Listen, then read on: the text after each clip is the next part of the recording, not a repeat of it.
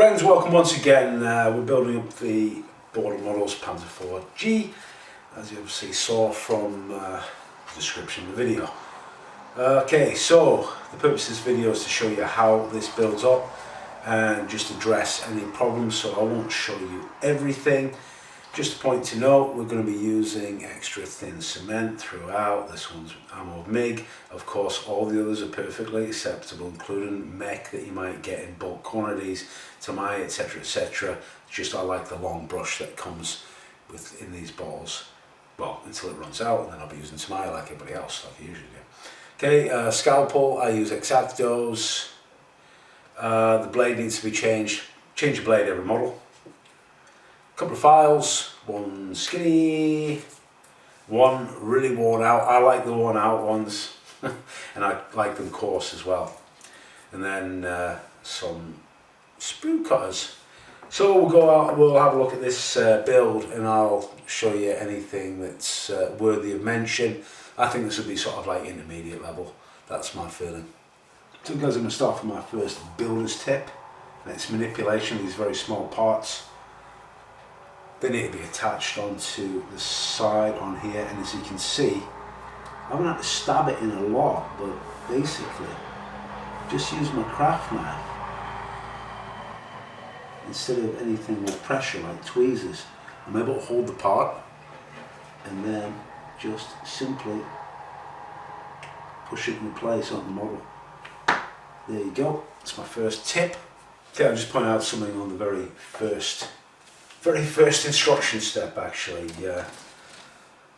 It's not that bad. I never used to understand that well on the Dragon kits, but what we have here are these are the air intake, sort of like louvers here, and these are the covers for them.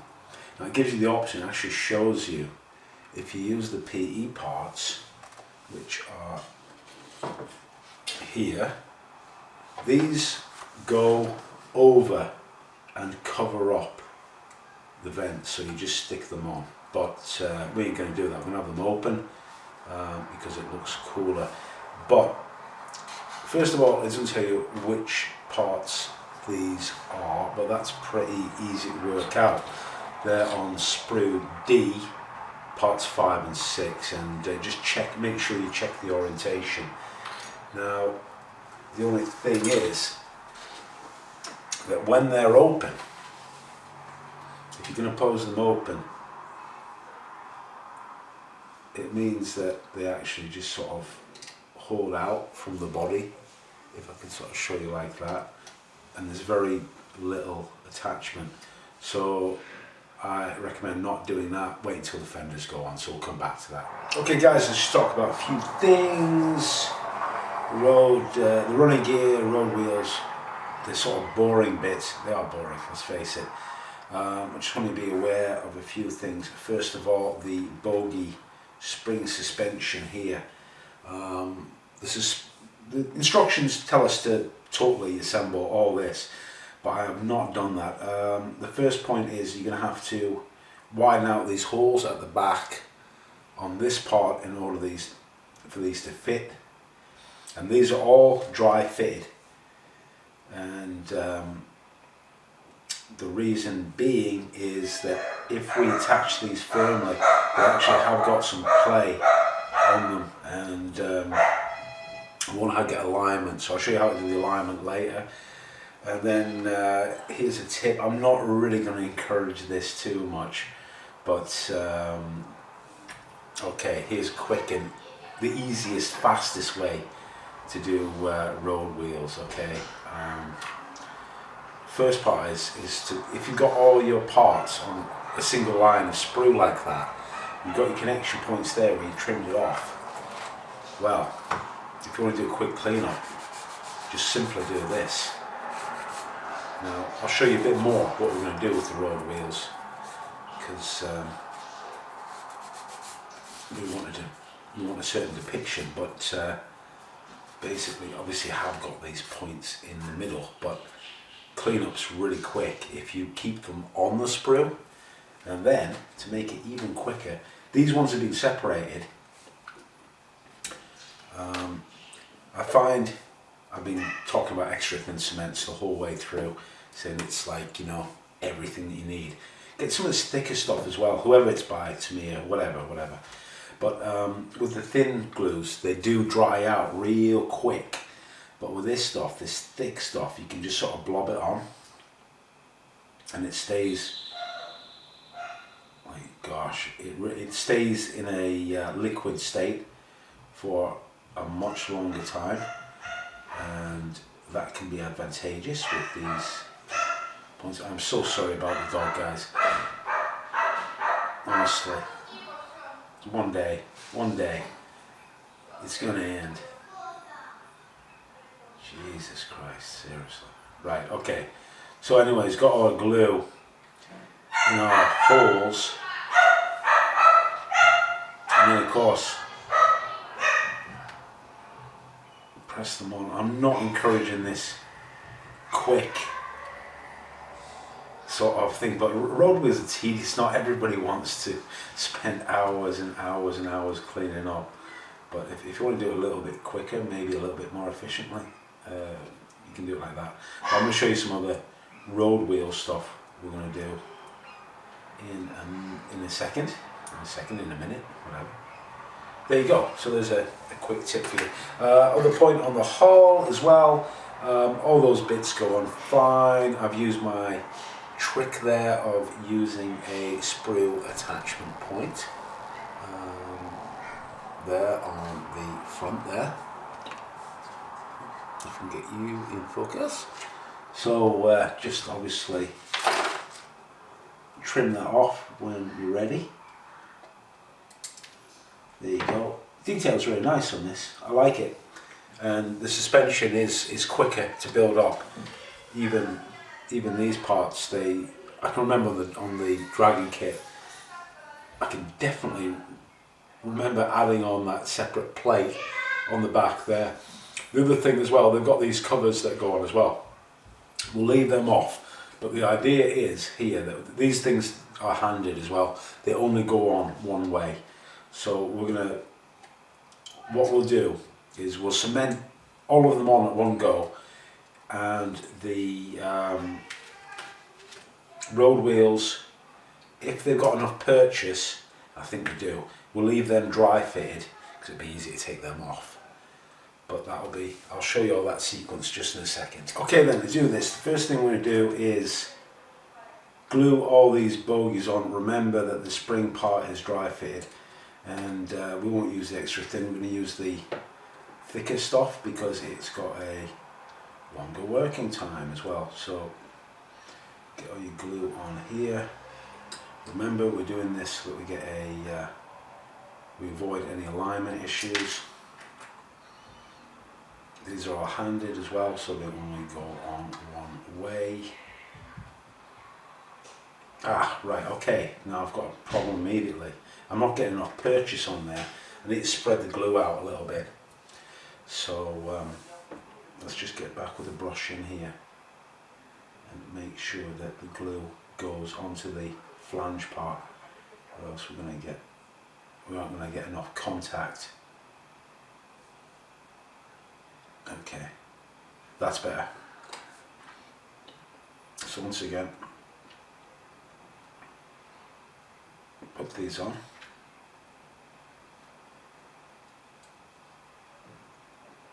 Let them get a bit of grip. Not that one.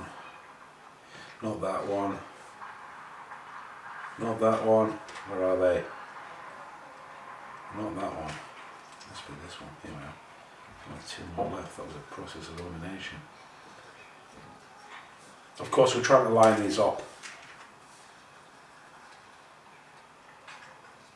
as best we can anyways.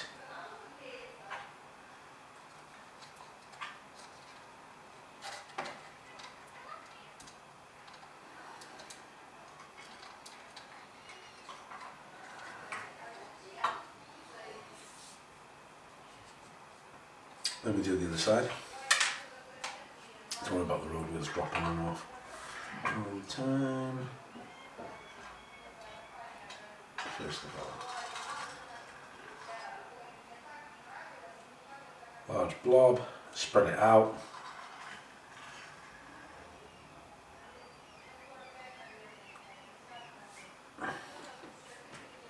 Put all these guys in now.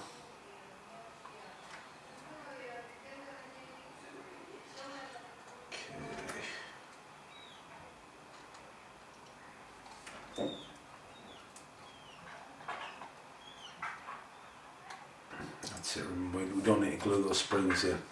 So that's the start of it. If we take off this road wheel right now, what we do is have a look and see how these line up. And yeah, okay, they're not bad, they ain't perfect though. Not bad when you line up these, the axle components to see if they're all in line, not too bad. We also need to check here, see if these are true as well in this direction, which it is, it should be anyways, because they do fit fairly firm. Again there, that one's bent out, I can see visually that that one's not even.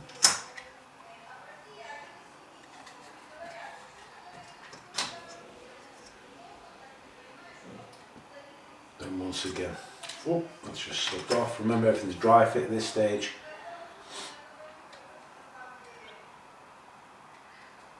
And really,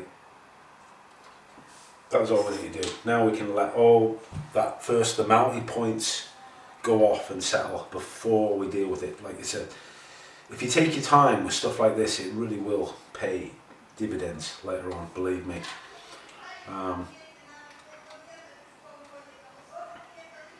Because if we solve these issues with the alignment of the suspension, we're going to avoid problems with the track, with the link and length tracks. So I'll just come back after this is set and show you the next stage. Okay, these are pretty much gone off now. It's time to attach these the spring bogies to the mounting points on the hull, pretty obviously. I found there's a good contact point right here, basically, so all I'm going to do is just add my liquid cement down here, start it off.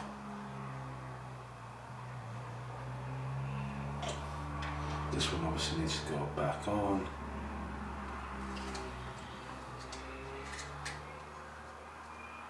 It's funny, you know, they're meant to be all the same components, but some of them fit snug, some of them fit loose.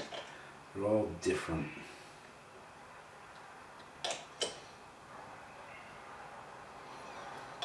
Okay, so we've got a bit of purchase on these parts. Do the other side at the same time, which we have to.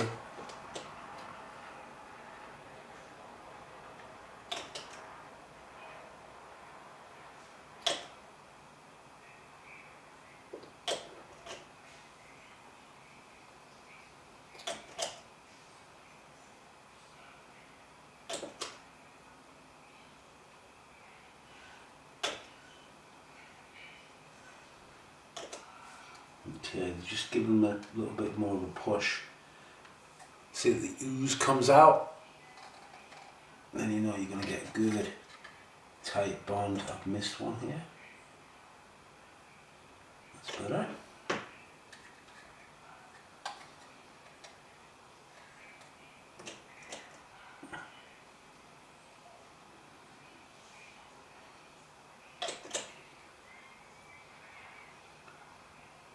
And then also we'll add cement right down these contact holes down here.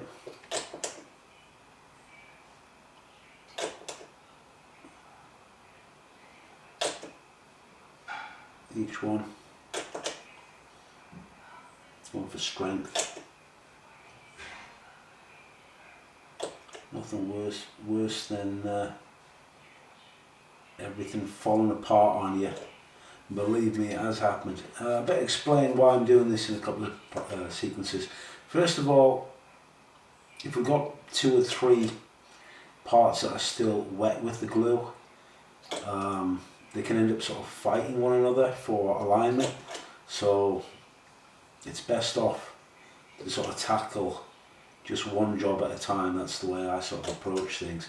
So we've got the mounts on first, and then we don't need to deal with that anymore. Now we just need to deal with the more problematic issue of these guys which move in and out. Now let's again get the straight edge out. Really encourage you to get a straight edge of whatever matter. Straight away you can see one of the bogies there.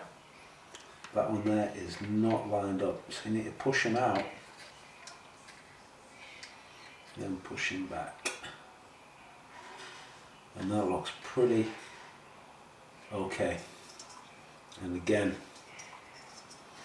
the other check of course is against the face, so you're checking at that angle as well, and that's fine.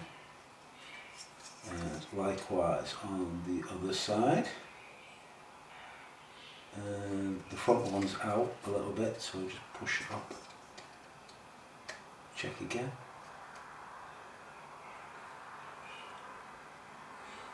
That's good. Okay, now like I said, all we do is visually have a look at it, make sure you're happy with everything. Looks good to me. Can't remember the old dragon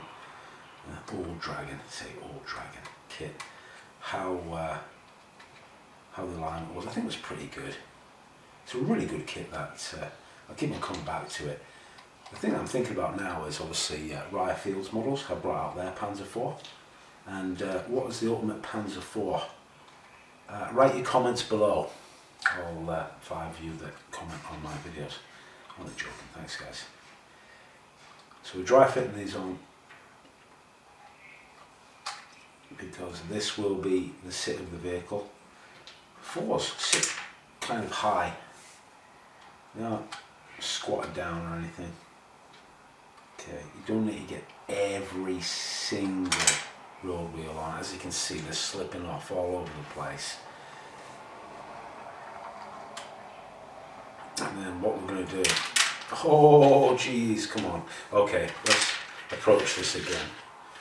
Okay, let's do this all over again.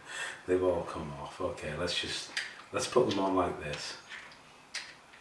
It's easier. Who am I kidding, guys? I'm not going to kid you, okay? And then we'll do the other side,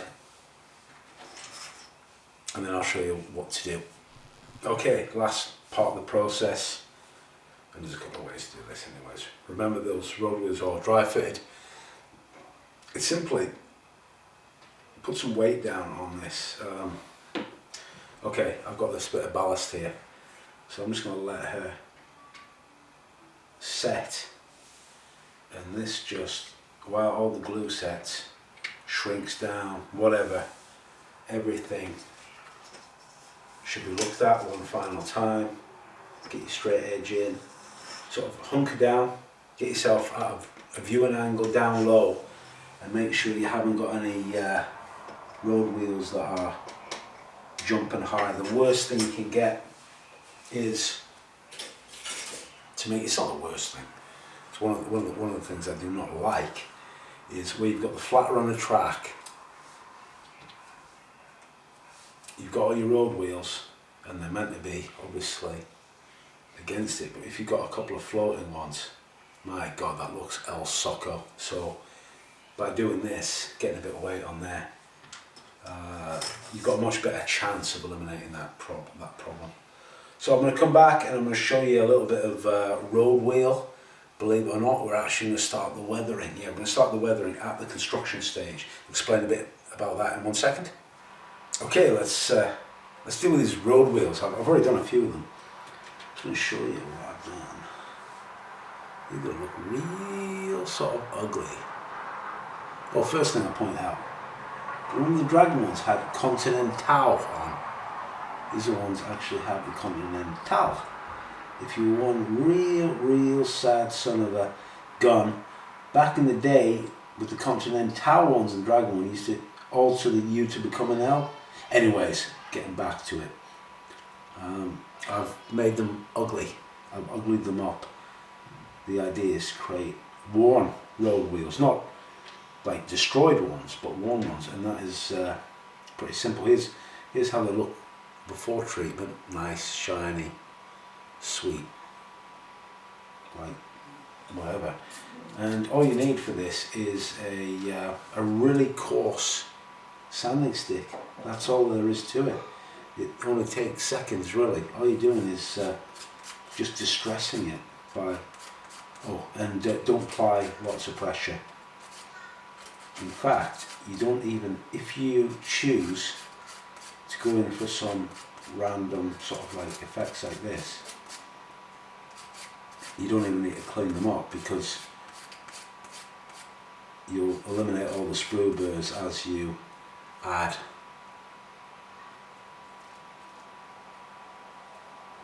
this distressing onto them, so it won't take long. You don't have to go in any particular direction either. Okay, so that's the start of it. This is the outer face here, and then add some sort of like random, sort of like take off the edge, and then the final piece de resistance is to get your craft knife and just nick in some V's now and again. Check that out. Okay. And don't put too many in. Pull out a bit of plastic. Give it some small nicks. So they're not destroyed, but they've definitely been on the road with the Panzer IV. Okay, so that looks pretty nasty. I've done the wrong face. I don't know why I've showed you one.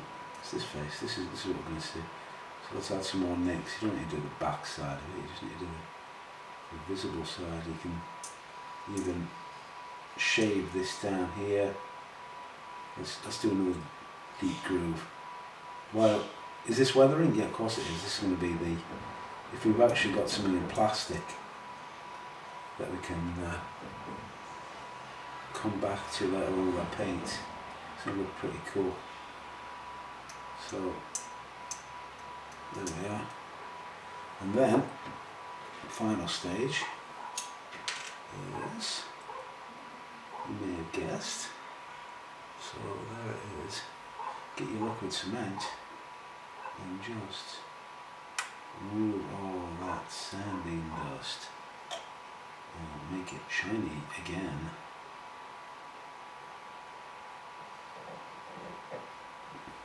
Don't need to do this, of course. It depends what your taste is, but I think it's going to set the tone for when we do the weathering.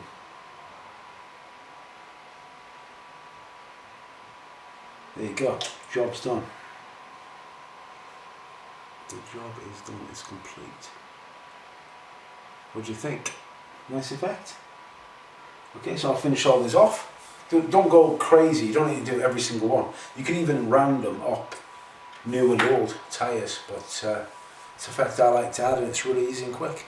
So it looks like I've just jumped ahead and done everything and not told you about it. Not true, actually. What I've been doing is typical instructions. They've got you adding detail on the fenders, details everywhere, but we want to check all these big components fit, and if we need to exert any pressure on them, if we've got the delicate parts on the fenders, elsewhere, we're likely to snap them off while we're trying to join it together. But the good news is that fit is very, very nice in these parts. I'm just going to show you. So top deck, first of all, there's the front plate. Just started to add some details on there, but not much. And I've added most of the details on here. There's nothing really exciting to talk about on here. I've got this seam here to deal with on top of the exhaust. We're just going to scrape that off and then sand. So nothing special here. Most impressive are the fenders. I was a bit worried when I was dry fitting them. I was thinking these guys are going to bend or whatever.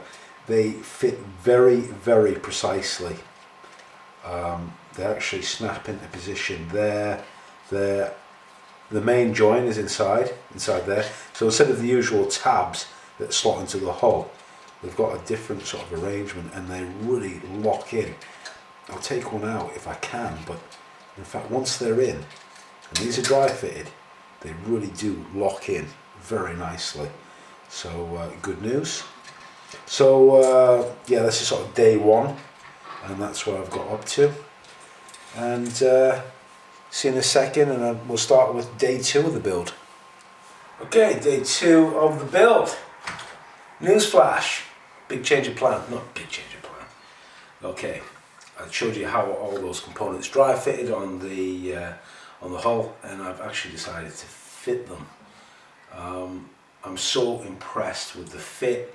I feel confident I can just go right ahead with this model. In fact, it's turning out to be one of the best fitting models I've ever built. And we're doing this today. We're doing the tracks, okay, so obviously you can clearly see I've done one side. And on top of that, to make this one a little bit different, all the road wheels are glued on. We're going to actually build this up with everything constructed so the tracks will not be removable. So let's have a look at these tracks. Here's the length and some characteristics. First of all, make sure you follow the instructions. Some of them have actually got sag depicted, well, the upper run does. And look at how flexible these are. We've got hollowed out guide horns, we've got excellent detail. As for the instructions aren't the best instructions, okay, but they're not bad at all. Right, okay, so what we're looking at is this right here, and this is the track instructions, okay, so that's all. It just shows you pieces, some of them are labelled, and then if you count these parts here, eight of them to form round, 8 individual track lengths to form around the drive sprocket, and I counted these, 9 of them for the idler, and then individual link there, so that's 20 individual links, and then straight runs. And if you follow that exactly, the fit is stupendous. It's really good. It's really nice. These are some of the best fitting Lincoln length tracks I've ever had the pleasure to build. So I'm going to show you how to do that. Made it a bit more challenging for myself in that we've got the upper run of we've got the fenders in place, so you need to work around them. The first thing to know is, right, check the orientation. Make sure that you build these up right, okay? So, because the Panzer tracks, they run in a certain direction. So if you follow the instructions, again, they'll be correct. So this part here works all the way down, don't get jammed, and it actually has got the sags in exactly the right positions, okay? But what we're going to do, and I won't show you all of this because it's a bit boring, like most things in my life. But we're going to build up the upper length. Other point to note is the drive sprocket is loose, as is the idler. You can actually fix in the idler. The reason that's loose is because I was a bit worried about it. Leave it loose and I'll show you how you can get your curves for your tracks, okay? Okay, so I'll just come back and show you how to build this up. Okay, 2 things to do here. This is the top run and those individual links that will wrap around the drive sprocket. Here are 9 links that wrap around the idler, and that is the first thing that you need to do, is just take the 9 and form up that curve. and just hold them in that position. And you can push this to one side for now, we don't need that. Now we need to feed the track all the way through and then form the bend around the idler. Make sure when you feed it, the best way to do this, keep on feeding it, keep on pushing it. When it sort of engages the drive sprocket, you have to sort of push it a bit. It's a bit of a tight old fit down here. Maybe use your tweezers and start to pull it a bit. There you go, it's actually gripped it. Now, if you take this right now, you can see what I'm doing, and start forming the curve, and as we turn it, it'll just make things a little bit easier. There you go. Right, the other point to note here, we need to line up the sags. I think we've gone a little bit too far there. The high points with those return rollers, and also we need to kick this down onto where the idler goes. So if we just take the idler and put it into position, that is basically it. Okay, we need to pull this down a little bit, form that, hold it, but that's sort of more or less the first stage there. Pretty damn easy, to be honest. It's best off again to build some stages. Do the top run first, and then we'll do the bottom run. So I'll just show you that as well. Next stage is we'll do this length down to the road wheel. What helps as well is basically, because we're going to glue these tracks on, let's just add in a little bit of cement, very small amounts. Don't want to melt the plastic too much, but get a firm bond of the track to the drive sprocket and to look tight and neat. And then put a bit of cement on here.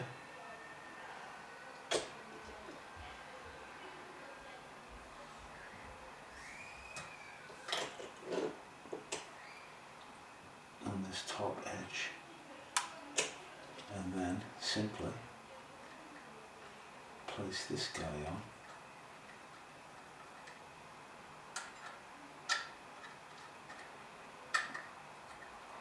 And the job's good.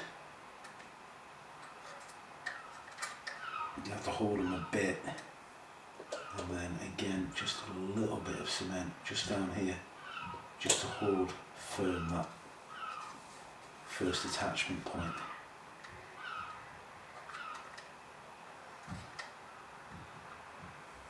There you go. Now we need to get this, once that's pretty snug, we need to get this on as well. We need to get on the rounded part.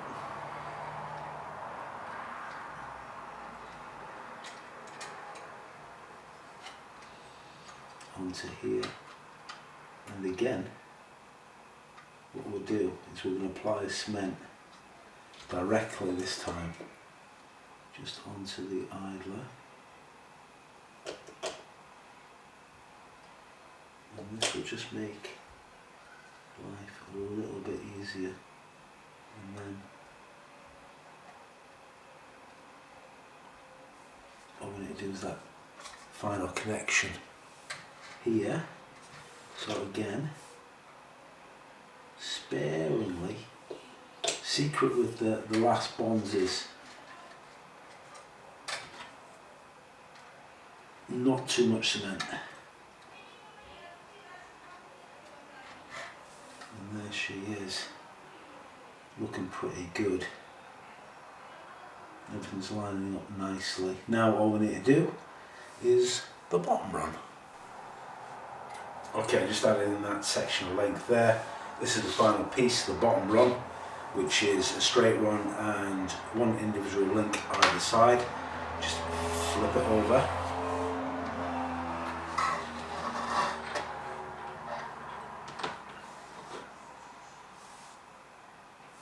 And this guy just pops straight on, like so. Just need to get some glue on, obviously, in the right places.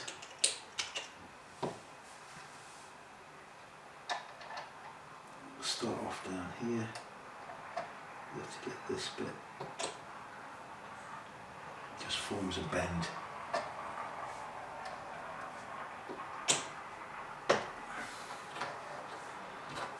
So just use your tweezers to just get this guy underneath.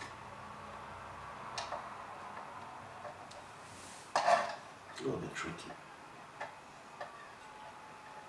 Okay, he slots in.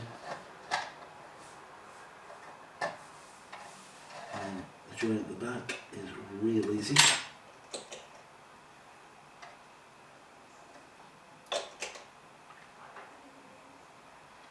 Down there. Press them together. Hold. And just have a look, make sure everything's right, which it is. I think the fit is amazing. Okay, now I've still got something else to do. We've got a bit of, got this situation here, and also going to bond that, but let's just put that down for now. Again, it's probably a good idea to add some weight on top of it, but that's the tracks done. Okay, the final part is just to get this upper track link. It's as you can see, I've already done this. Let's take these out. All we've done is made sure that the upper run of track is touching these return rollers, and this side has not been done. All you do, get your toothpick, jam it in. Jam it in again. You can put them in laterally as well. So when you've got contact, all you do is use a very small amount of glue. We do not want to melt the return roller or make it look el sucker. Just a light dab of cement. That's all we need to do, is just make sure that the top run's attached. That's all we need to do. Let that set. Now that completes the tracks, except of course painting it, which will be a challenge because we've got these fully attached, but we're going to deal with all that later on. That's the whole point of these instructional videos. I think I've been working on the turret a little bit. I just want to point out a few things. Whoa, okay. You've got 3 barrels that are supplied.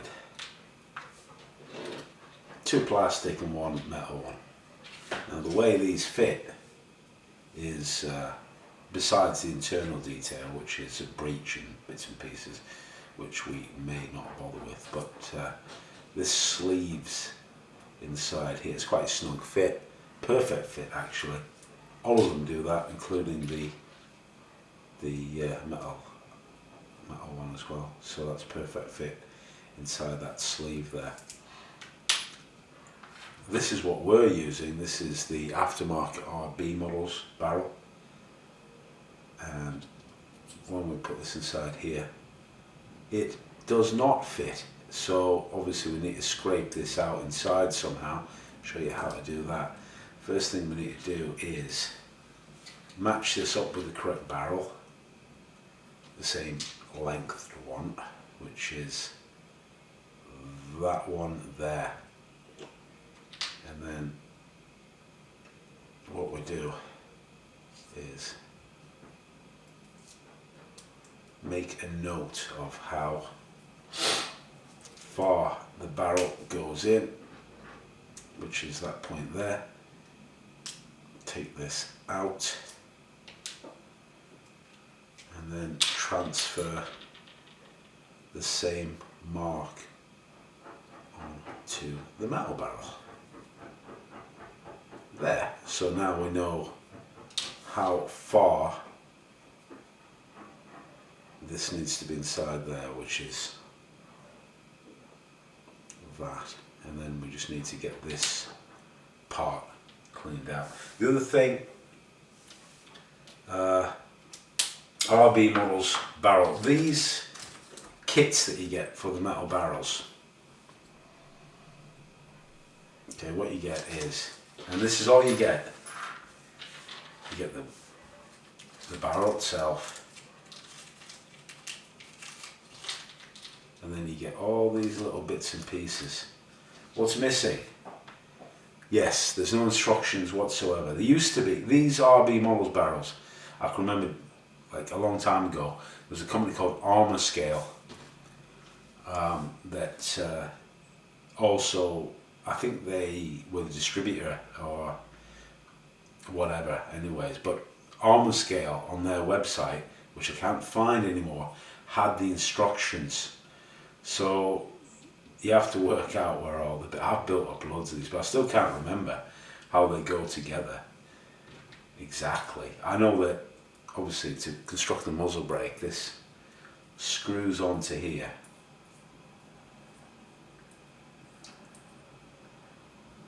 And then you've got the, I think it's this bit goes inside here. Then you've got something else which goes, I don't even remember, I really don't. Ah, right, okay. This bit goes in there. This bit on top. And then finally, this, I think this part goes on now. I think that's the assembly. I think it is. I can't remember exactly. I think that's the way it goes on. What you need to make sure is, I'm going to have to check back. You have to make sure basically, you see where the muzzle brake, where the baffles are in the muzzle brake, make sure that you study the alignment. So we'll check that of course to make sure that put on. There are these other PE parts as well that go on here somehow. I think we'll not bother, to be honest. We'll not bother. The one thing I've been looking at is I've been trying to check the you might get some lock if you check online. Don't search for RB Models instructions, search for Armour Scale and you may find the instructions. If you have a look on a lot of them are linked to Perth Terry Ashley's site, but I can't blow them up, but you have got some of the instructions that you can see. Actually, there we go. That's a Tiger one barrel, but all we need to do is find a 7.5, but that might help you out with these barrels.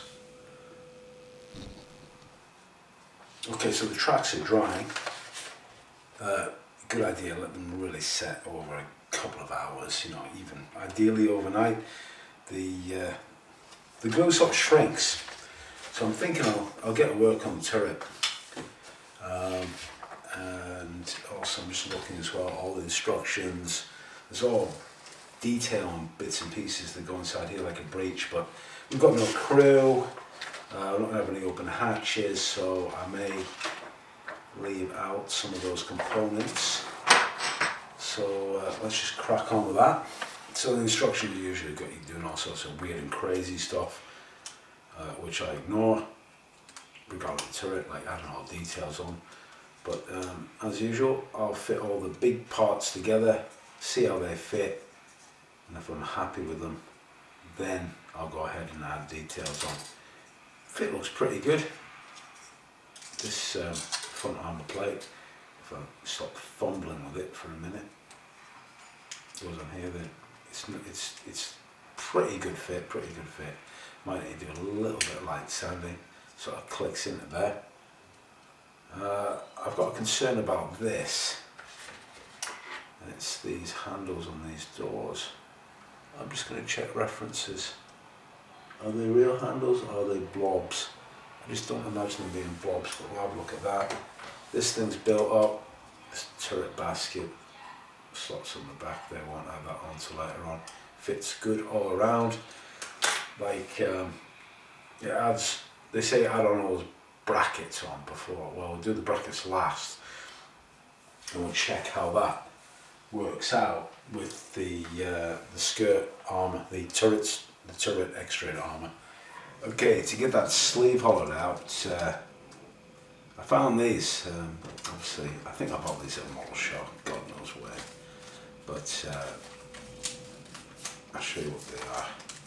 Come from a company called Albion Alloys, and they make metal sort of detail parts for our hobbyists, but I don't know if they are pieces of plastic or whatever, but they are coated with the abrasive material, and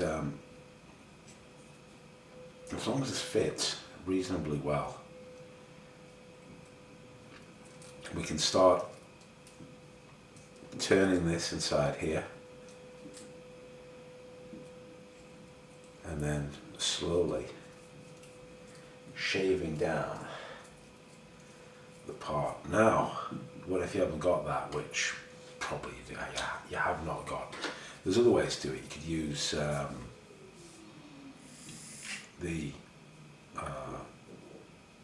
if you've got one of these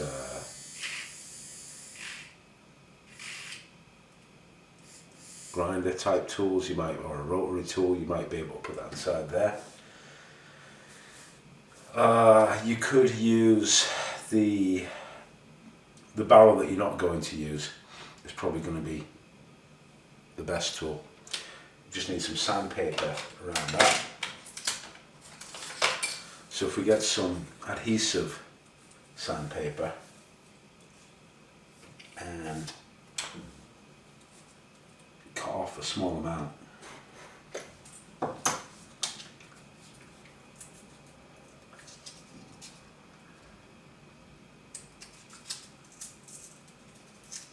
don't need much. Okay, and then wrap this round like so. Now we've got an instrument that we can use to start filing down or removing material from the inside of here. So there's quite a few ways to do this. A bit tedious, just take your time, work through it slowly, and then I'll show you how the barrel fits. Okay, so we've got the barrel fitted inside that sleeve part there. Okay, I've worked out, first of all, you need to fit this little brass part component side here. The next part is the screw-on part. Screws on. Oops, sorry, let me.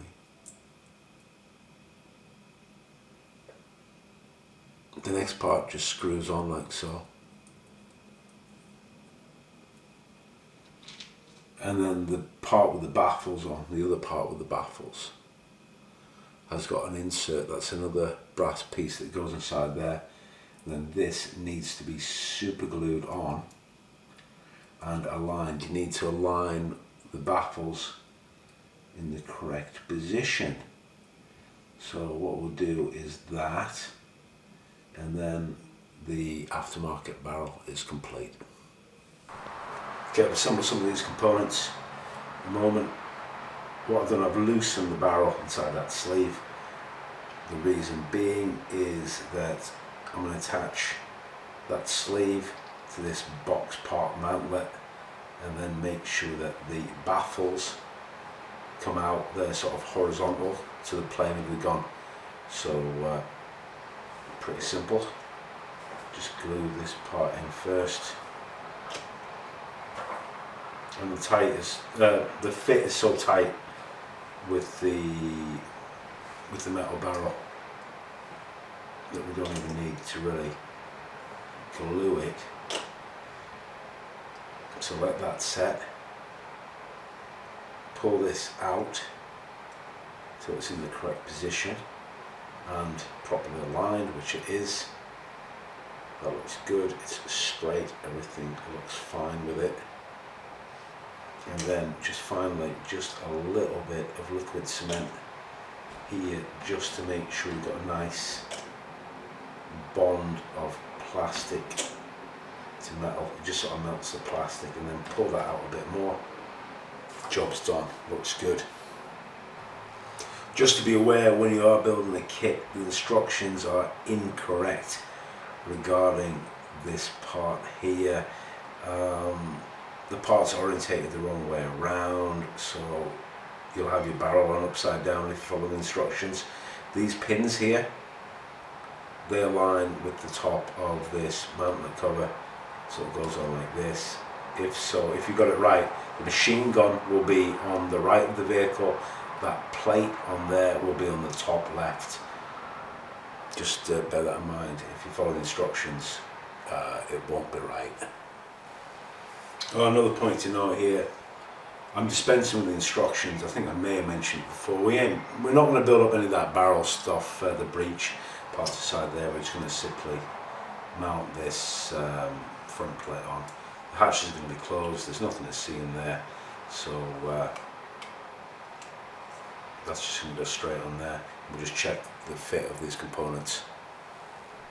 Okay, not really too much to say on the turret, except to say it looks damn good. As you can see, I've been putting on the turret shirts or skirts or armoured protection, the extra armour that they added on to these late Panzer IVs.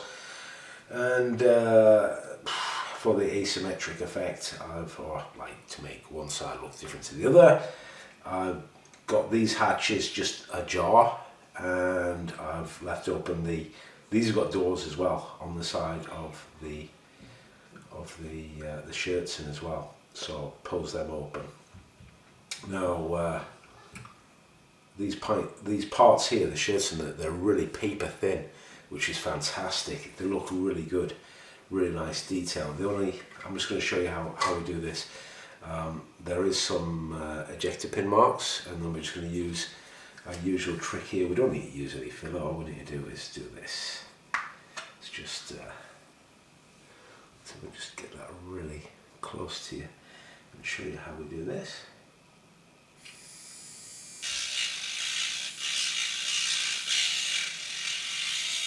I'm going to sand the surrounding area and just more or less polish it flat. It doesn't take long.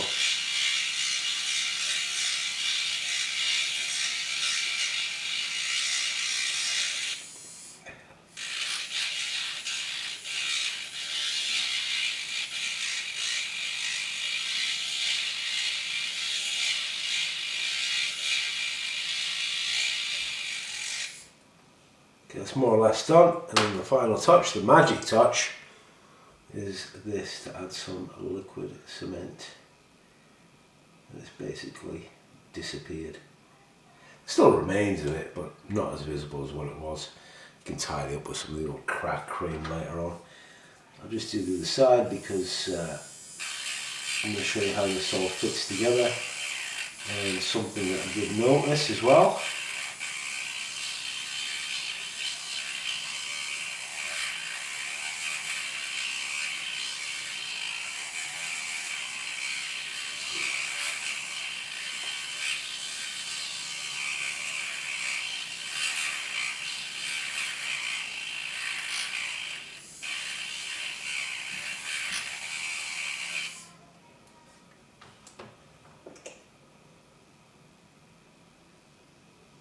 gone. Okay, at this point, still dry fitted, but we've got something resembling a Panzer IV. The reason I'm doing this is just making sure that the fit of the turret sits right, the barrel isn't drooping, everything looks right. You can see I'm jumping all over the place in these instructions.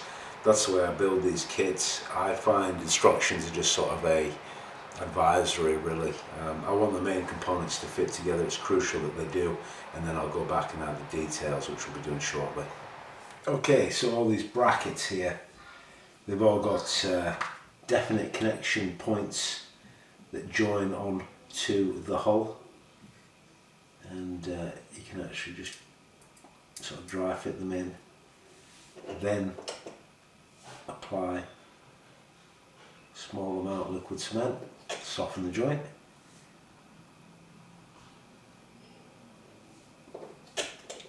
And the reason I'm showing you this one is that there's a slight fit issue. Let's get some purchase on that one.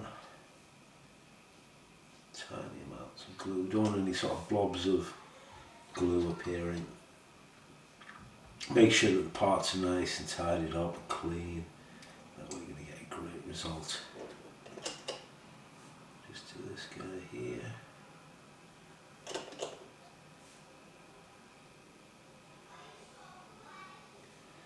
So we've got to fit, first of all, this plate, and it's got definite location points that are marked on the back there that slot in like so. This one actually needs a bit more grip to it, but we'll apply liquid cement here, apply liquid cement here, here, then start moving the plate to get it into position.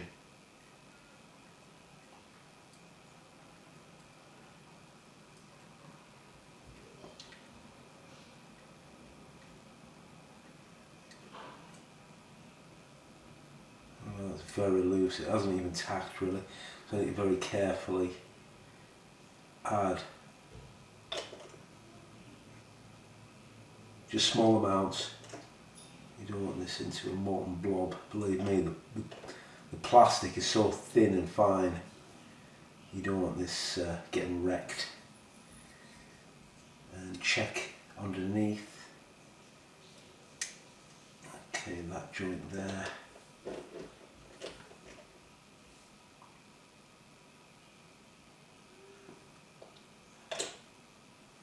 Okay, so this part here, the circular part, is firm. This part here has got movement at the moment, and the reason I want that movement is because I want these doors to oh, this one's actually worked out really well. I'm so surprised. On the other side, it didn't look like it was going to fit. So, how nice. I just need to check to see where that bolt lines up, if I've got this upside down or not on the instructions, but I just need to apply a little bit of glue. On the other side it looked like it was going to fit, this side looks perfect, so we'll just go ahead and glue that, and that's basically the turret finished.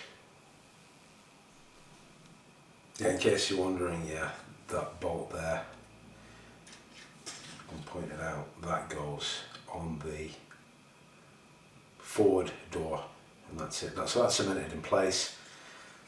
The other ones, one of them's open, the other one I'm keeping as a spare because I'm going to paint that separately, and that is the turret all basically complete. We just need to add on these smoke discharges with super glue, and also there's a small sight. We're going to do that when we do all the P. We do all the P in one go, since there's so little of it really on this kit. Nothing much really to report. Been adding some details onto the fenders. Everything goes on straight forward. These parts, the front of the fenders and the rear part, they're really nicely detailed. The pins, the fit is excellent. There's really no issues whatsoever there. They look really good, very impressive. Okay, now I've cemented on this rear plate on here. I was going to leave it off, and I'll just show you something. I have drilled out 2 holes here. These are where these supports come up, where the recovery wire gets held. I'll be replacing that with some brass wire, but I pre-drilled the holes. This back plate has been cemented on, it fits in firmly. Now we're at the point where we're going to attach this top plate on, and there is a slight issue. First of all, it's not exactly true, it's a little bit slightly warped, but because it's a thin piece, that is not an issue. underneath here there were some really big pins, and you need to sand these down flush, and more so because they've got an interference point with these louvers here. So make sure that these are totally gone, not just snip them off. These are those big old pins that you get. Then the second aspect is the ultra tight fit of this plate onto here. I'm just going to try and show you this. If I can get this in one go, I'll be surprised, but the plate goes into recesses. So what tends to happen, you can see it's gone in one side, and actually I'm going to have to bring that over there because I've got these. You can sort of hear it snapping in, and then the problem is at the front it is ultra tight at the front, and the way I was looking to do this, and we may as well have a go now, is I'm just going to bring you in. I'm thinking to push the plate forward. So first of all, get it in position, and then start pushing it and feeding it forward. There's not enough material to sand, and okay, it's actually gone in. It's gone in pretty nicely there.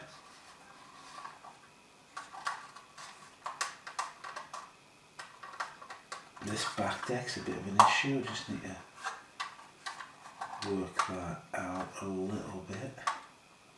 That needs to click in. Once this rear portion clicks in, everything, oh, this worries me. I think I'm going to have to flex this. Holy smokes, man. Wow, that is tight. That is so tight. Okay, look at that. That's not looking too good there. I don't want to bring much material off, but I'm wondering if I can just squeeze this in. And you see it jumps out there at the corner there. I'm a little bit worried about this. Obviously the plate is thin,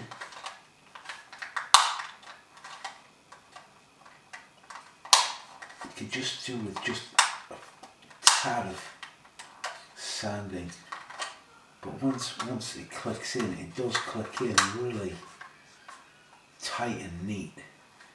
Okay, I'm just going to try and,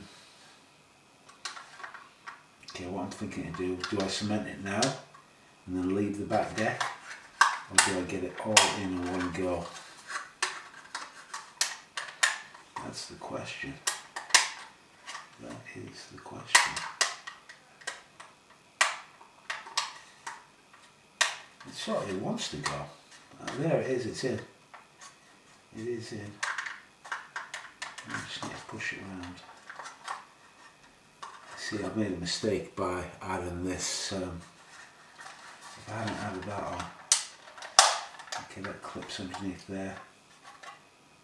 Yeah, that's on. My goodness me, what a precise fit that is. Just a little bit here again, it's just jumped out. I'm sort of hoping that when I add the liquid glue, it'll soften these joints. So let's start doing that and see what happens. I just want to get this plate in again. There we go. That's frightening how tight that is.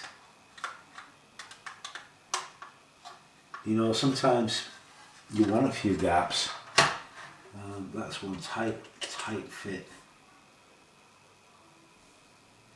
Let's see what happens as we add the liquid cement. It might just ease up these joints, so let's work in the liquid cement.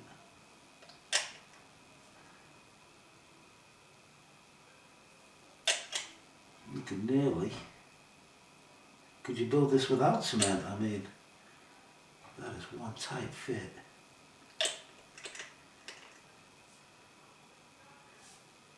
It looks so good though. They've really got the weld detail in scale, which means it's barely visible. See, that's the reality of these models. You put stuff in scale, you can barely see it. I'm going to have to apply just a bit of pressure. I don't need clamps or anything, just a bit of finger pressure and just push these in. But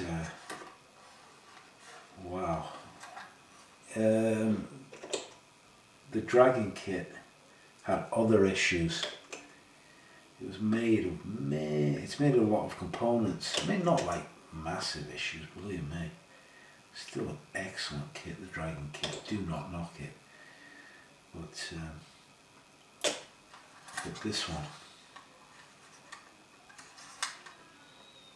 Okay, that joint needs to sort of come seal up there, but I think it's going to work out. Show you what else. The tools on here are really fine and delicate. What I'm doing is I built up the jack, multi-component jack, added on the components, or the tools rather, that don't need the photo etch. Stick all them on, and then we'll deal with the clamps. You want to see me suffer on these builds, so let's do that.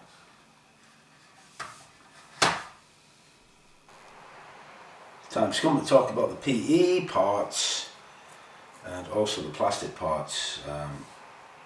In the kit, they kindly provide you two of most of the tools. Obviously, you're looking at a version here that has the tool clamp molded on. So if you don't use the PE, you can use this one.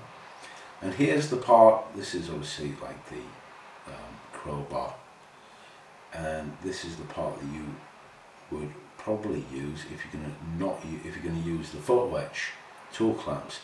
However, there is a slight problem in that when you look at the detail of the one that includes the tool clamp, I'm going to show you this close up. Okay, right at the end there's a little holder right at the end, and on the non-clamped version there isn't one, and this part doesn't come as a PE part.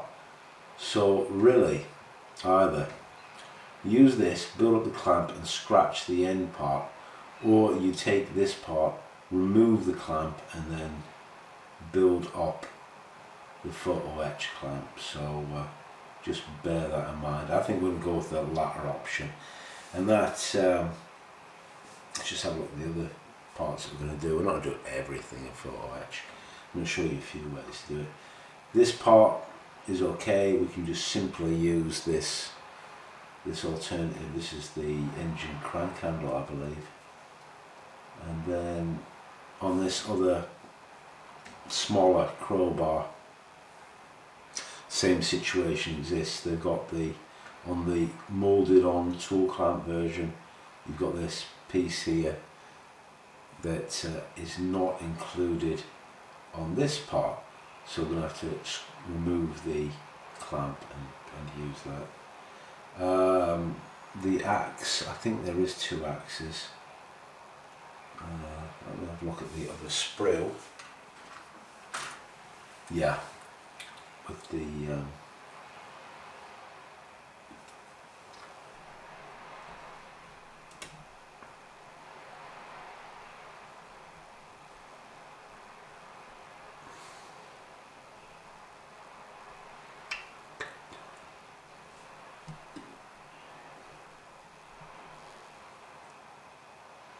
with the axe, on the other sprue. We're ready to go with that. The shovel as well, the shovel would be problematic. I've actually already cemented on, I'll show you that in a second, in that this version here without the clamp also doesn't have that retained portion that the head of the shovel slips into. You get a fire extinguisher bare as well, but there's no parts for that. But you do get, you know, a few spares. Let's have a look at the tool clamps themselves. Here they are, if you actually look closely. You can see that they're actually from the company Voyager, and they should be pretty good. I've used Voyager on quite a few things. It's in a protective film, that needs to be removed.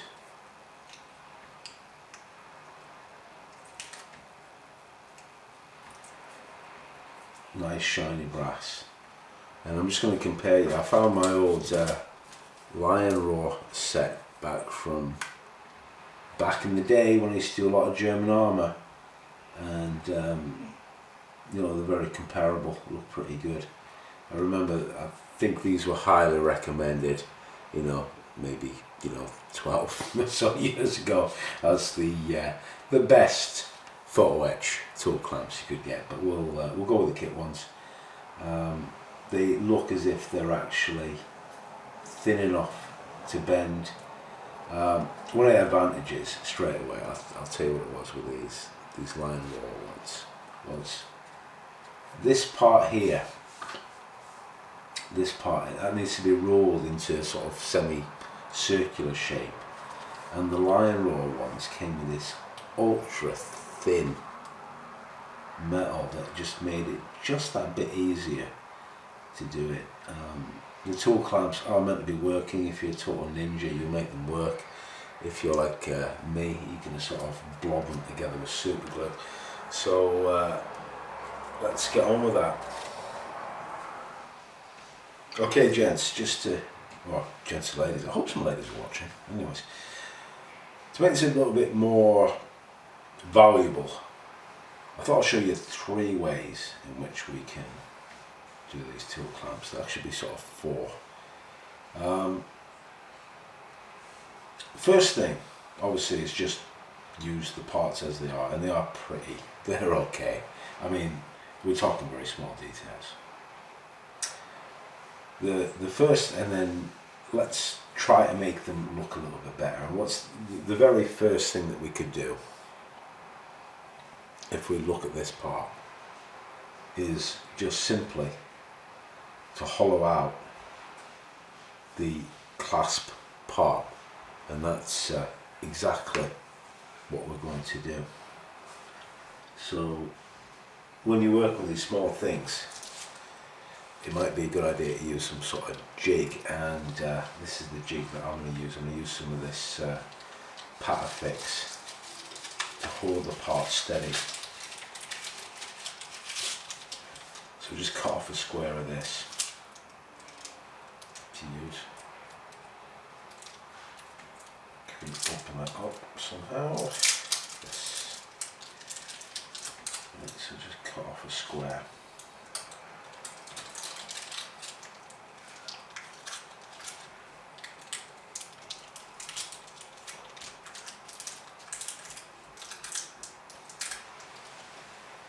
Place that down like so, and that's going to be our building jig of all things. It's going to be how we work on the parts. So this is so simple. All we're going to do, we're going to improve the part. I'm actually going to use this as well. We may as well just use it because there's nothing wrong with it. Okay, bed it inside our jig.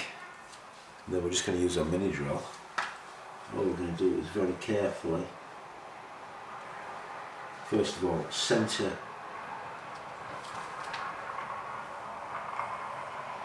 the drill.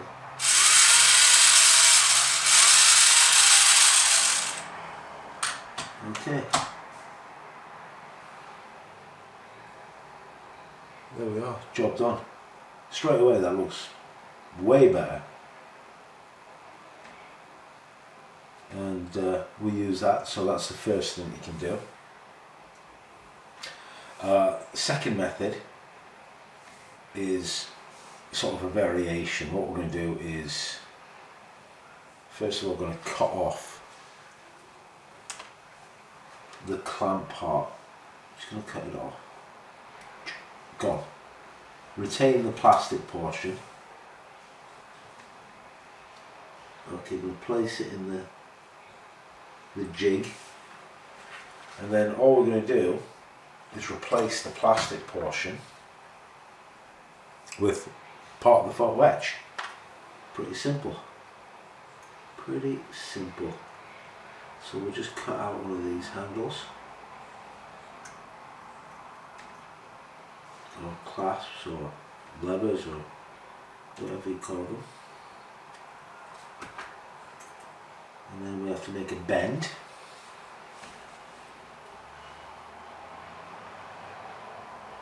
You can see the bend lines. So that's one.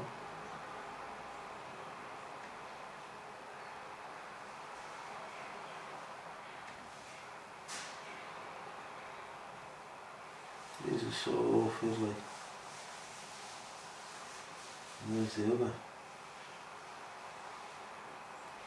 And this part, which is extremely tricky to manipulate, is going to get super glue onto there. It's going to be as simple as that. That's all we're going to do. But first, what we'll do is, to make our lives easier, don't need the big jig anymore, we're actually going to glue this part onto the vehicle, then the handle. Believe me, a lot easier. So we're going to do that now. Fix the modified one. I'll just show you how we attach this part. The secret is just to use very small amounts of glue, really. Make sure you get the orientation right.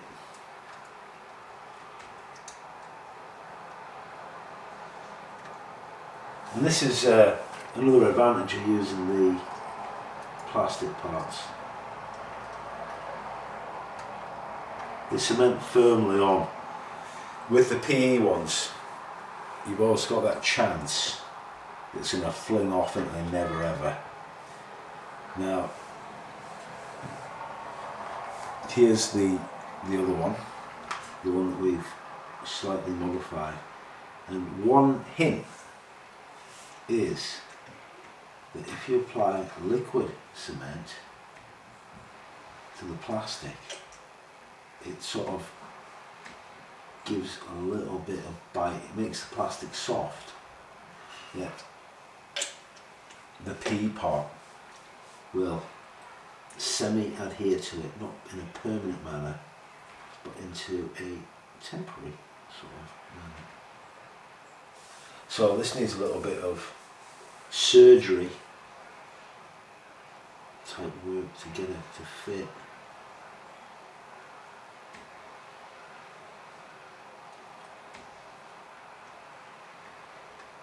You see, these things are so fiddly.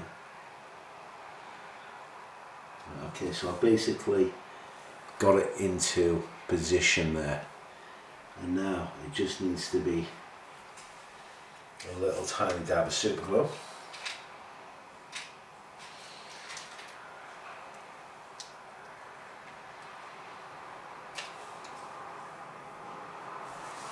So use the liquidy super glue if you have it. Just put a drop down there.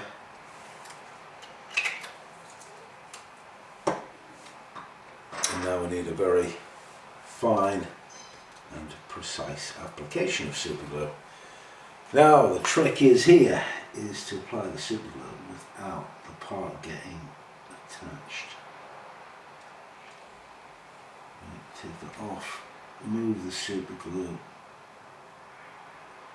Oh, there we go. You see, I just tap the part.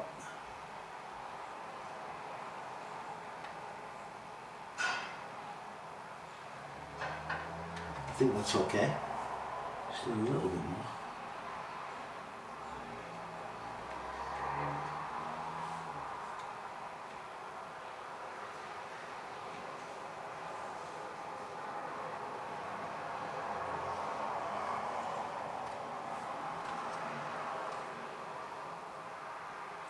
I don't know, once these things start to go wrong,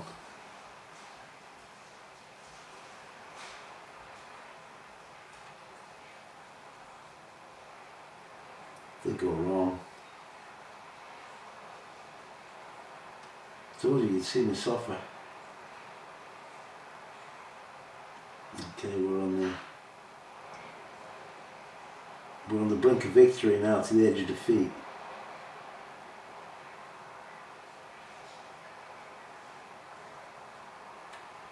Oh gosh, okay, I think that's about as good as I can get it.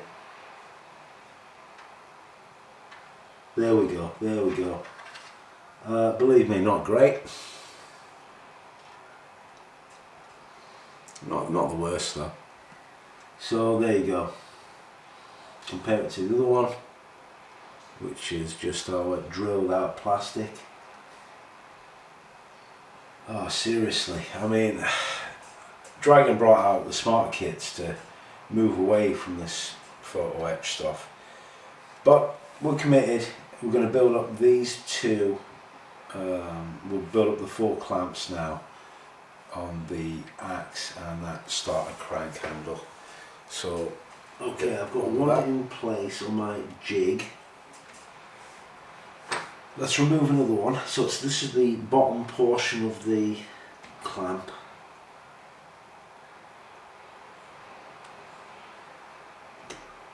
They're pretty easy, they're very thin brass, so they're pretty easy to cut out.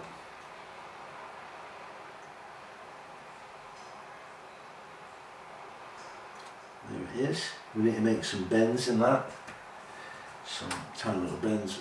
Don't need any special photo etch tools, which would be impossible to use with these tiny parts.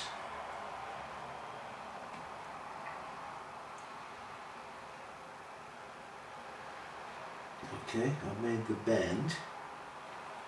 So what I've done is also I've marked out where the clamps need to be, so I can see that that one needs to be just there. So if I put the clamp in the position on the jig like so, let's do a test. That's good. And then this is again like a multi-part process. So what we're going to do first of all is secure the tool to those bottom parts of the clamp. That's where I start off doing these anyways. That's the very first thing that I want to do. So I've got some super glue on there. I've got the part in position.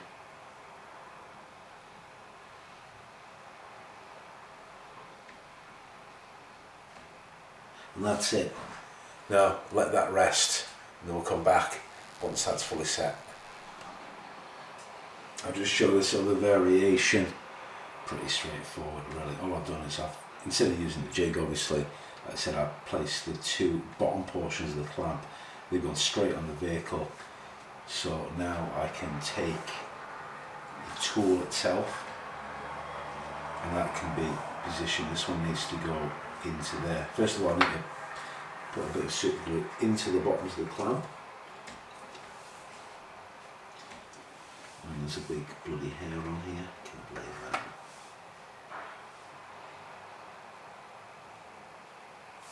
Just a little bit of glue there.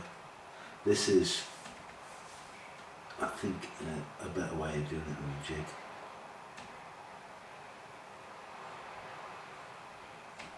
It always happened, but that part hasn't fully joined onto the hull. But now we need to feed this through.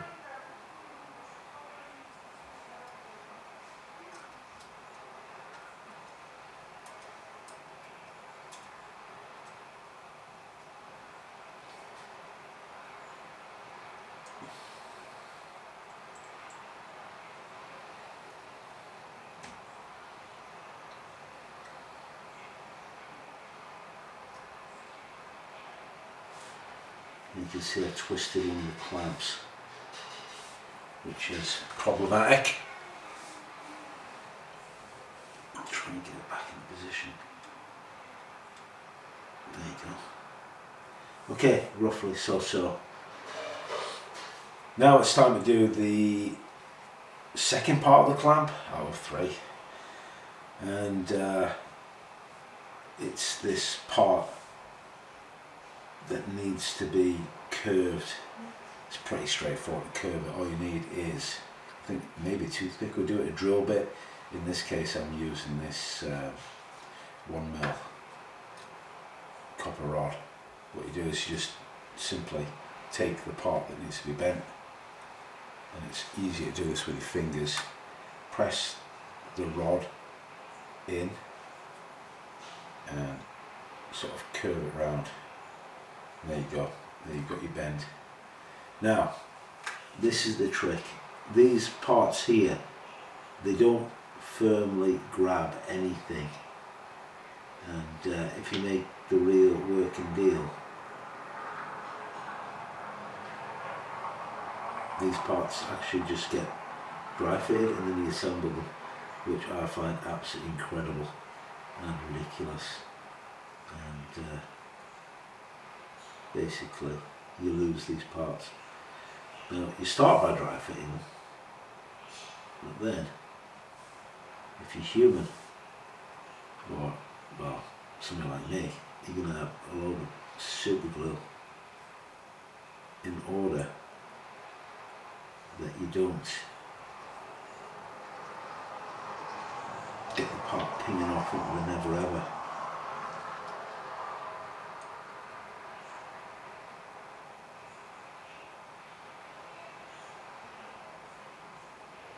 So there they are, they're set in position, and now it's super glue to fix them. Just add a little bit here, here, here, here.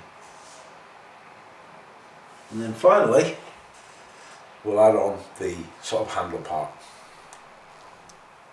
Okay, now we had to add on the worst part, seriously. You know, best quote I ever heard about PE, life is too short for it. Could not agree more, to be honest. Ideally this little clamp thing is meant to actually activate and form around the 2 little pins. I can never get that to work. It's just too intricate. So what I tend to do is just place the part into position, then get some super glue and just bond it. I really find that's what works for me.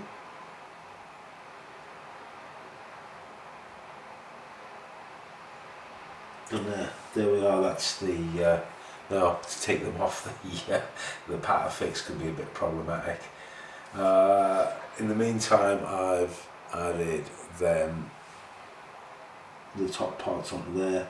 It's just a repeat of the process. So let's move on. I'll show you what it looks like when they're actually in position. Okay, they're on. They don't look good, but that's just the way it is. Let's sort of do a comparison. Okay, there's the plastic ones, probably last place. Second last place are the ones that I've made here. I haven't made a clean job of them. Some people are really good at these, I'm not. The more you practice, the better they turn out. This one I quite like, just with a hollowed out handle. That's perfectly fine. And then probably my favourite is this one here, with just the replacement handle portion. So we've got very little to do. I'll show you what else I've been doing. These were fun. These are the track holders for the front piece of track. This needs a little bit of work to get this to actually be able to hold the track properly. I just knocked off a piece as well. The problem is there's different widths here and here, and that's the way that forms around. Just be aware of that. You have got photo etch as well. Probably best off to glue this part on and then work around it, but I tried to do that. Very little to do. I'll just come back and show you what we're doing soon. Just a tiny little bit of detail in here. These pins, they hold that tow cable in place. They're plastic. I'm going to replace them with brass. The reason being the brass is going to be a bit more malleable and less flimsy to break. It's really simple. All you need to do is clip off 2 lengths and then use our tweezers to make a bend.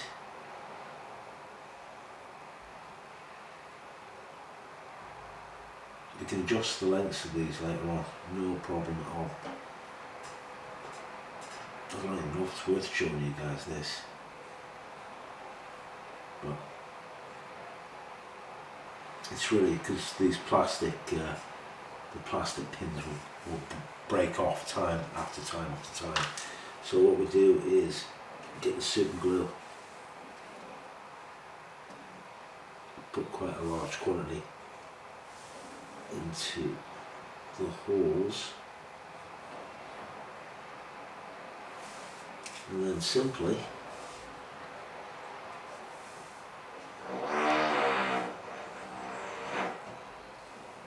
feed these guys in.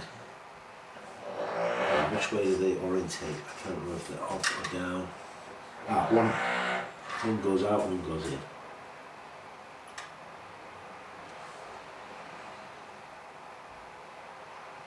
Let them set a little bit as well. Quite a large time, not a whole small part. Add a little bit more super glue to make this bond strong. Doesn't matter if there's a blob will help actually. In this case. Okay, just let them set for a little while. And once they've set, we'll adjust them in the correct position. Here's the tow wire. It's flexible enough for sure. It doesn't tell you how long it's supposed to be. I'll tell you how long it's supposed to be. It's approximately the length of the vehicle. It's got a bit of a twist there. Hopefully we can sort that out. So, first of all, we want a clean end, or else it's going to be a nightmare to get that attached to the eyelet. And then, basically, about there. Done. Super glue at the ends. These are open eyelets, they don't actually thread through, they just sort of attach like so. Just do one at a time or else pain.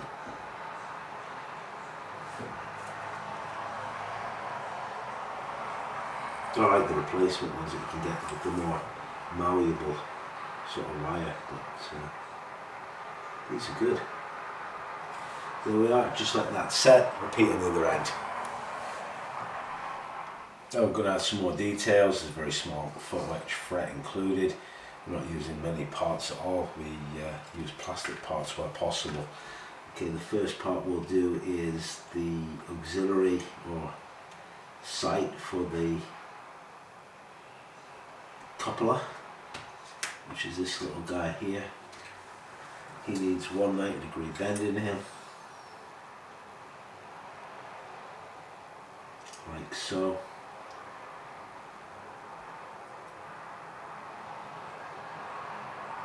And then just note where it gets fixed, which is on that little plate down there.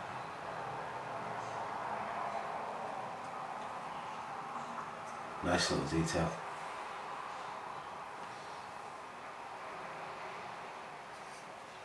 When you build up the gun, there's another, for that sight to work it needs to have a foresight, which is like a little blip, a little part that gets out on the muzzle brake. That was included with the RB Models barrel, but I think I threw out the part, so it's alright. There's a little photo etch one here.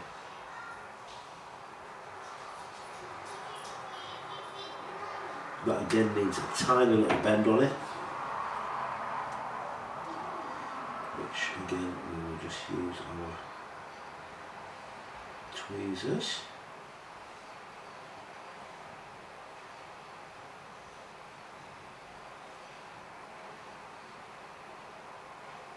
Bit too difficult to clean the burrs on this part. Okay, try not to lose him. Then a tiny little bit of glue on that little indent there. There we go. Get a hold of your little P part.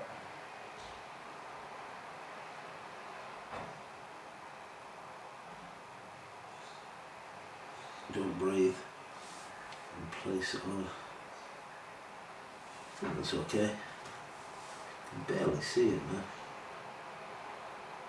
Okay, it's a little bit out of position. There you go, that's better. That's done for all that is and how long it lasts. There's two bucket handles as well, add them on. You do get quite a few accessories, but I'll talk about them later on. Okay, we just need to do some final bits and pieces. So I'll start on them and explain yeah, just how we fit them on. Okay, we're ready to fit the Scherzen support bracket, which is one of them. If you haven't done it before, it sort of seems a little bit daunting, or if you're not an experienced modeler, but really it is quite easy. First things first, going to use this extra thin quick set. First time I've used it, but I found it to be pretty useful for what we're going to be doing now. Get all your parts ready. That's the first thing, and all cleaned up, because we want to do this in one go, and it is really actually very straightforward. These brackets only fit in one way, and what I found, it was kind of handy to get them dry fit first into the sort of rough position. There's little guides throughout for where they fit.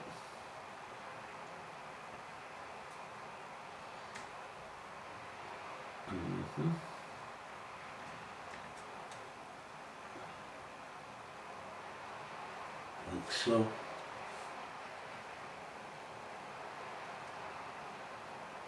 Like so. And finally, this guy is a bit awkward. Let's see, let's get bent around there. There we go. Right, okay. Then, just a matter of basically getting your quick set and start applying it in, first of all at the top and at the bottom. Just want to get these parts to get a bit of grip. That's all that's necessary. And because it's the quick set, it works very quickly. So I'm going to work some cement just into these gaps down here, these connection points down here.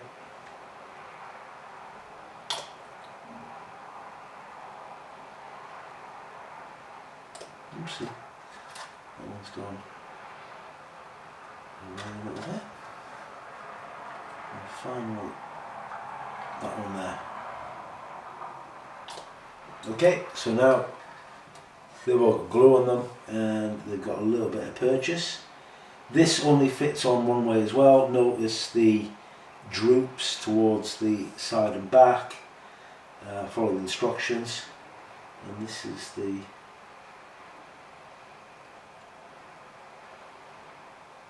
best part of this. Make sure these, that one's gone out a little bit. These need to be sort of like 90 degrees at an angle, and this quick set works very, very quick, as you would expect. So hold it in place.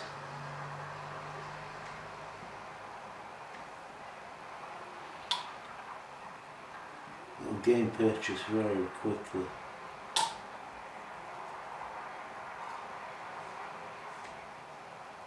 See, that's self-supporting already, which really makes it easy to do the rest now, because all it's a case is just now of just getting these aligned up,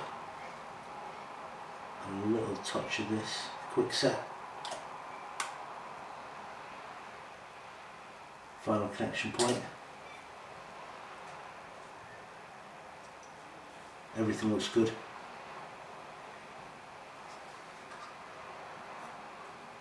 Just want to make sure these are all level, which they seem to be.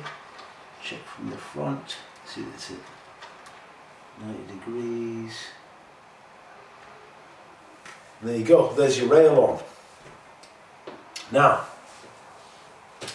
here are the shirts themselves, and they are in this usual protection.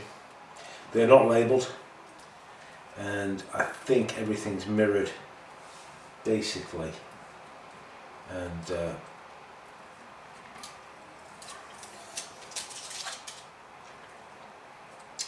I think what we'll do, we'll mark the inside. Actually, I think these look so much the same. The only sort of difference is here. Can you see how that angle is? That angle on the plate, that's flat, so that it can only, it must sit this way on.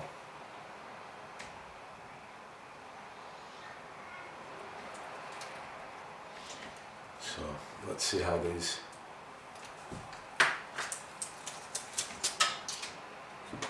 Yeah, if you check this, there's an angle there, and the bottom run is flat.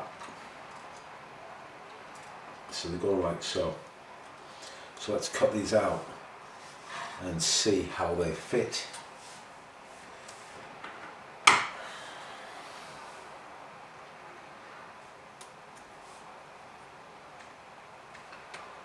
Probably won't use all the shirts in, you know, do that stereotypical missing a couple of shirts. And I remember years ago when I built a Panther D, these bazooka plates, I thought they should be bent, and that's what I wanted to do with them, and I set about bending them, no, not all of them, but a few of them, just to get that look. And these are heavy armour plates, they don't just bend, they're not like sheet metal, so I won't be doing that again. Well, I won't be doing this model, eh? Can do battle damage where it's been probably hit, but not like a fender bender type incident, if you know what I mean. They do look cool though, they look funky when they're sort of out of position and stuff, you know, but is that accurate? Probably not. So this just goes on, it just overlaps.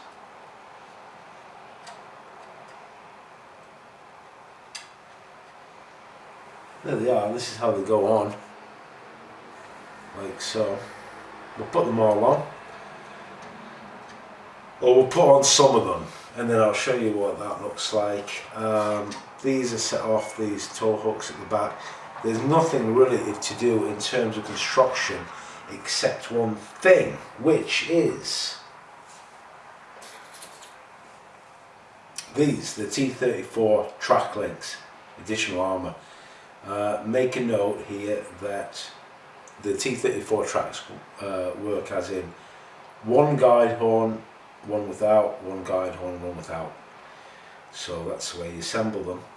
Now there's nothing at all in the instructions to tell you how they go on. However, there is, right at the very start, this photograph here showing us how it is laid out, and points to note if you do this, you don't cover up the observation ports for the vehicle, you wouldn't cover up the gunner's sight, or else it would be a non-operational vehicle. So bear that in mind, don't make those sort of flaws. And then there's one other thing I found, I'm just going to bring that up now. Okay, we're looking at the Dragon instruction manual, which was included the T-34 links. and as you can see, it actually shows you exactly how they fit. So we'll follow that sequence and see how that turns out. Okay, so I made up the first set of T34 links. It's not going to get glued in place permanently. I'm just going to give it the right shape, and I noticed that it sort of drops off towards the front. It's likely they would have welded that on. So that's the sort of shape that we get for the T34 track. I like that way, but that one's sort of a bit bent. It's as if the pins have come out or something. Anyways, that's the first set done. Now the other ones can do I think I might paint them loose and then stick them on. I've got that Vor Panzer armour here, and I know there's links that went and wrapped around there. The only thing I did notice is the tank in the references has not got the smoke discharges, so that might, I wonder if that could be an issue in fitting them, but we'll see how we get on. Let's put them on. Well, okay. There's a small issue, or there is an issue. If you follow those, like the reference picture and the dragon instructions, you get that length that goes across the front, and then 2, 2, 2, and then one up there. But up the top of the turret, you need 4 and 4, and I think some more up there. But there isn't enough links. I've only got 5 links left over, so I'll do a version of this T34 armour, but it won't be as per the reference pictures. Might just be for the best, to be honest, because I think with these smoke discharges we're going to have some issues anyways, so we'll think about that and how we solve it. In any case, that's all dry fit. What else am I going to do? Nothing much, I don't think. That's all the construction complete. I've got one other replacement, and believe me, this is not necessary at all, but because I have it, I may as well use it. If any of you guys are from the UK, in the model shows, when we used to go in the model shows, there was a guy called Lou Sterner, and he had a shop that just sold all this aftermarket stuff, and I used to buy loads of it, and I've still got loads of it.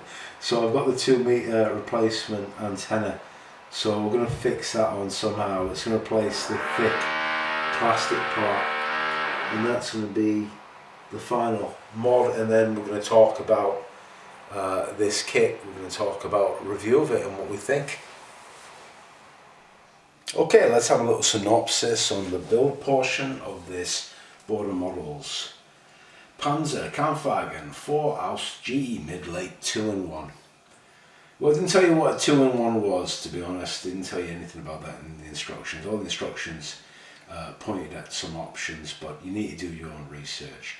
The main thing is the parts are there. Okay, so you've still got that. You have got the ability possibly to make them, but I'm not a German armour expert by any means, but I do love my Panzer IVs. Let's just talk straight away about this kit. What did we like? Basically everything.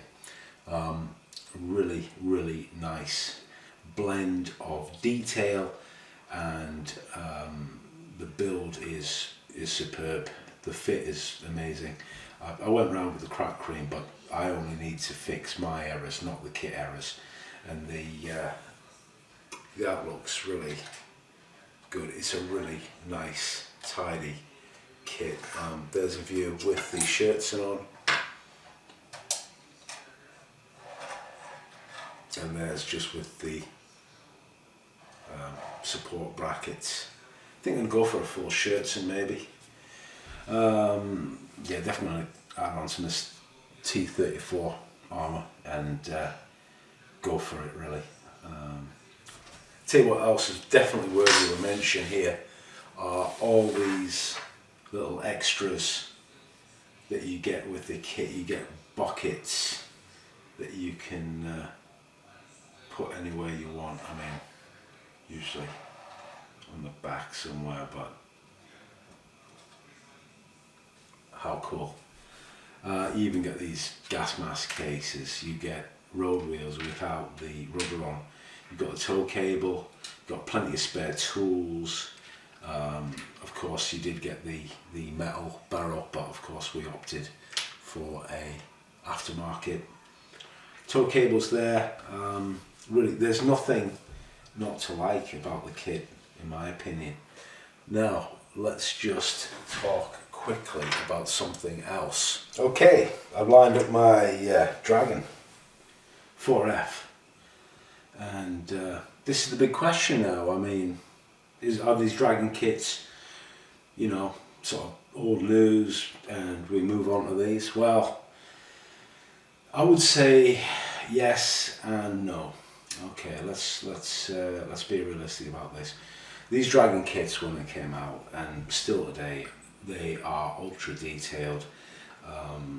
You get a really good model with it, and the first boxes of this kit were fantastic.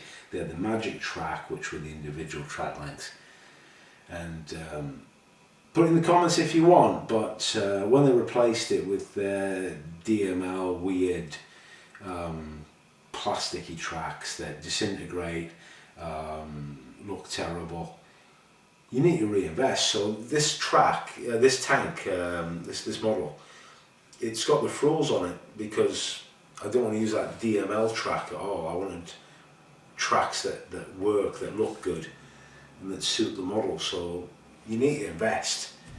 And these kits, the Dragon kits, they're still more expensive. But you know what, I'll build another one tomorrow.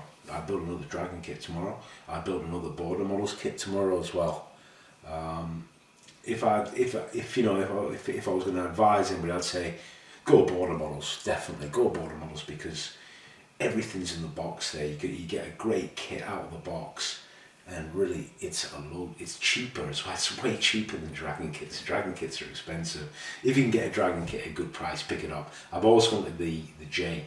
Now, I think Ryfield Models needs to come in and stand up to these two as well. So maybe that'll happen in the future. Anyways, let's just wrap this up now. Really, honestly, enjoyed this build a lot. Really good to be doing a bit of German armour again. I hope you guys enjoyed it. And of course, we're going to be doing the painting. Remember, the painting's going to be a little bit different because we decided to fully assemble the tracks, so the tracks are glued on, and that's going to be something we need to work around. So hopefully you're going to get something out of that. And see you in the next one. Take care, guys.